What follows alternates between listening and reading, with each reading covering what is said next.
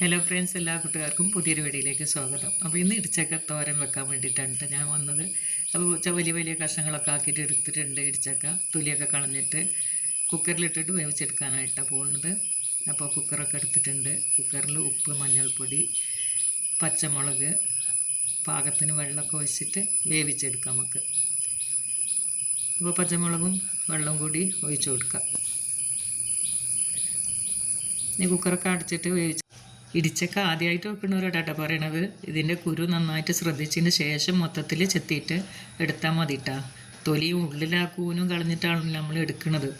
അപ്പോൾ ഈ കുരുവിൻ്റെ പുറം തൊലി സോഫ്റ്റാണോ നല്ലോണം നോക്കും. അപ്പോൾ കുക്കർ വിസിലൊക്കെ വന്ന് തണുത്തതിൻ്റെ ശേഷം നമുക്ക് കുറച്ച് കൂടുതൽ വെള്ളം ഉണ്ടായിരുന്നു കേട്ടോ. അപ്പോൾ ഞാനിത് വേറെ സ്റ്റീലിൻ്റെ പാത്രത്തിലേക്ക് മാറ്റിയിട്ട് വറ്റിച്ചെടുക്കുന്നുണ്ട്.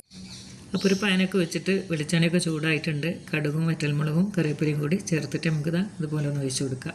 അപ്പോൾ ഇന്നത്തെ വീഡിയോ ഇത്രയൊക്കെ ഉള്ളൂ. ഇൻഷാ അല്ലാഹ് പുതിയൊരു വീഡിയോ വരുന്നവരെ ബൈ.